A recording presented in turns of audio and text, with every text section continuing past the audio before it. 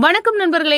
Lakshmi serial சும்மா பரபரப்பாக போயிட்டு இருக்குன்னே சொல்லலாங்க. பரபரப்பான கட்டத்தில் நம்ம அம்பிகா இந்த நிச்சயதார்த்தத்தில் கலந்துக்கிட்டே கூடாது அப்படின்னு ஸ்கெட்சை போட்டு நம்ம காஞ்சனா அவங்களுக்கு ஒரு மயக்க மருந்த கலந்த ஜூஸை கொடுக்க வைக்கிறாங்க.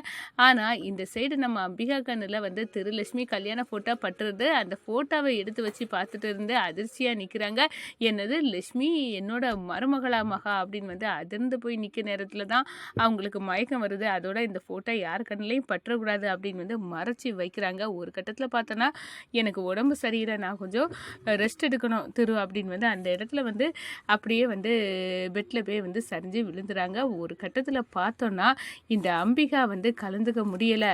அவள் பையன் மணமேடையில் மாப்பிள்ளையோட துணியை போட்டுட்டு நிற்பான் அப்படின்னு சந்தோஷமாக பார்க்கணும்னு நினச்சேன். இந்த அம்பிகாவை கலந்துக்க விடாமல் பண்ணிட்டோம், ரொம்ப சந்தோஷம் அப்படின்னு அந்த இடத்துல காஞ்சனா கங்கணம் கட்டுறாங்க. இந்த சைடு கௌதம கூட்டிகிட்டு நம்ம திருக்கதையை முடிக்க கவிதா திட்டம் போட்டிருக்காங்க. கௌதமும் ஆட்களோடு கண்ணோடு வந்துட்டாங்கன்னு சொல்லலாம். திருவை குறி வச்சு ஷூட்டிங் பண்ணதுக்காண்டி இருக்காங்க. ஒரு கட்டத்தில் பார்த்தோன்னா நம்ம அம்மாவின் புக்கை படித்தோமே, என் கணவருக்கு ஏதோ ஆபத்து இருக்குது, அவரை காப்பாற்றுறது என்னோட பொறுப்பு அப்படின்னு கண்ணும் கருத்துமா நம்ம திருவை பாதுகாக்கிறதுல குறியாக இருக்கிறாங்க நம்ம லட்சுமி. அதை பற்றி தான் இந்த வீடியோக்குள்ளே பார்க்க போகிறோம். அதுக்கு முன்னாடி சேனலுக்கு லைக் அண்ட் சப்ஸ்கிரைப் பண்ணுங்கள் ஃப்ரெண்ட்ஸ். பக்கத்தில் இருக்க பெல் ஐக்கானையும் கிளிக் பண்ணுங்கள். அப்போ தான் நான் போடுற ஒவ்வொரு வீடியோவும் நோட்டிஃபிகேஷனாக உங்களுக்கு கிடைக்கும். வாங்க ஃப்ரெண்ட்ஸ் வீடியோக்குள்ளே போகலாம். ஃபஸ்ட்டு எடுத்த உடனே பார்த்தோன்னா ஒரு செம அதிரடியான பரபரப்பு கட்டம் தான். பரபரப்பான கட்டத்தில் தான் நம்ம காஞ்சனாவும் கவிதாவும் பேசிக்கிறாங்க. இந்த கவிதா உப்பு கூட மாற்ற நிகழ்ச்சியில் நம்ம இந்த அம்பிகாவை கலந்துக்க கூடாதுன்னு சொன்னால் கடைசி நேரத்தில் அவகிட்ட நானே மன்னிப்பு கேட்டு அந்த நிகழ்ச்சியில் கலந்துக்க வைக்க வேண்டியதாக ஆயிட்டு.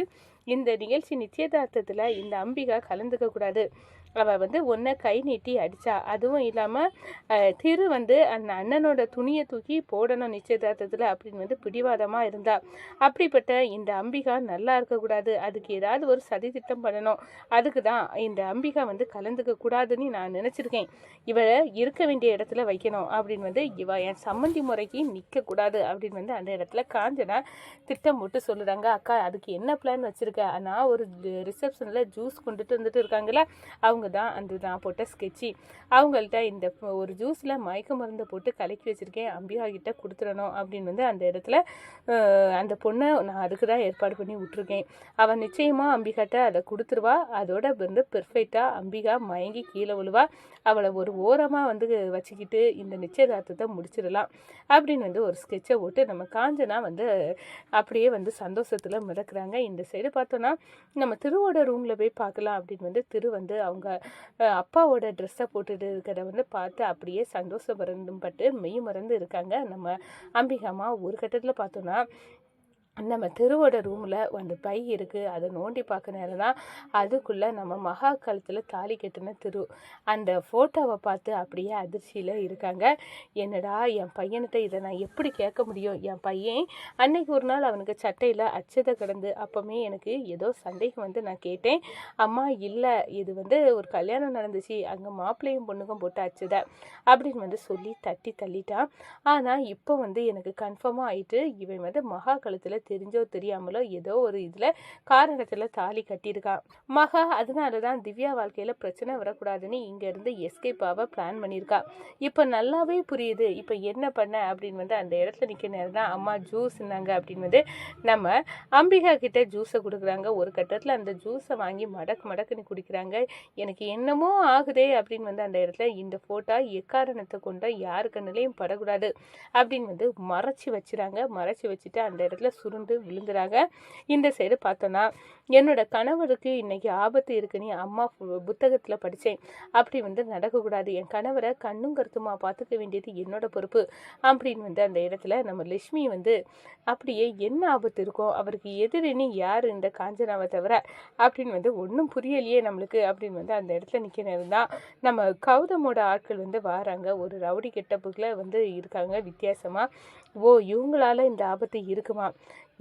நம்ம சொன்னால் கண்டிப்பாக நடந்தே தீரும், நம்ம கவனமாக இருக்க வேண்டியதான் அப்படின்னு வந்து அந்த இடத்துல நம்ம லக்ஷ்மி வந்து முடிவெடுக்கிறாங்க. இந்த சைடு பார்த்தோன்னா அவங்க கன் எல்லாம் வச்சுருக்காங்க. அதை பார்த்த உடனே சந்தேகம் வருது. ஆனால் இப்போ நம்ம வந்து என்கேஜ்மெண்ட்டை தடுத்து நிப்பாட்டிடக்கூடாது, ஆனால் இவங்கள்ட்ட இருந்தால் என் கணவரை பாதுகாக்கணும் அப்படின்னு வந்து அந்த இடத்துல வந்து ஒரு திட்டத்தோடு இருக்கிறாங்க. நம்ம கவிதா வந்து கௌதமை சந்திக்கிறாங்க.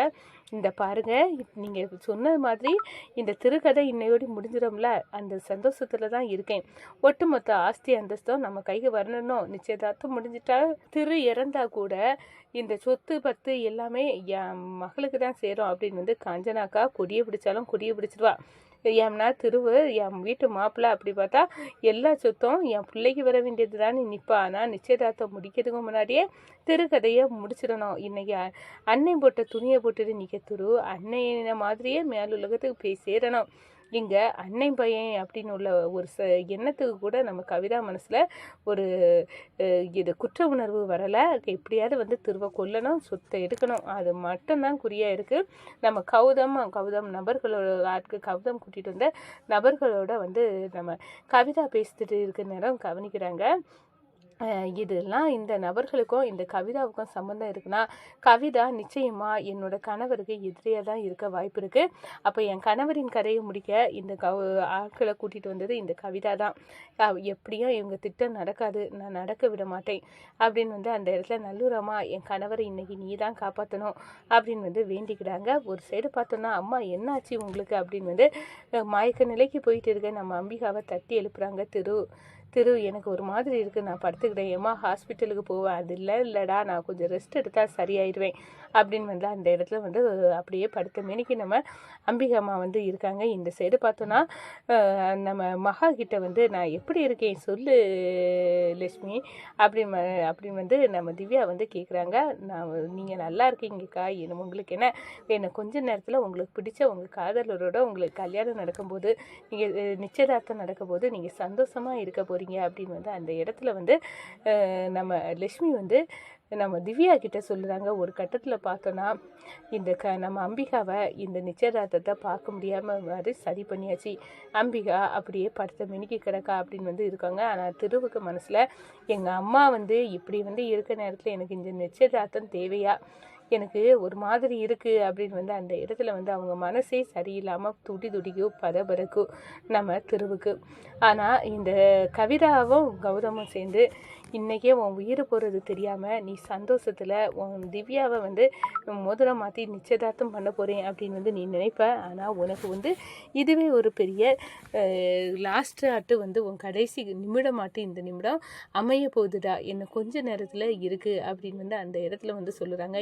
என்னை அடிக்கிறதுக்கு அம்பிகா கை நீட்டு அடிக்கிறதுக்கு காரணமான திவ்யா தன்னோட எதிர்காலம் அப்படின்னு வந்து நினச்சிட்டு இருக்க சுருண்டு விழுந்து உயிருக்கு போராடணும், அதை அவனை தூக்கி வச்சு கதறணும் திவ்யா, அதுக்கு நான் கொடுக்கக்கூடிய தண்டனை அப்படின்னு வந்து அந்த இடத்துல வந்து நம்ம கவிதா வந்து நினைக்கிறாங்கங்க.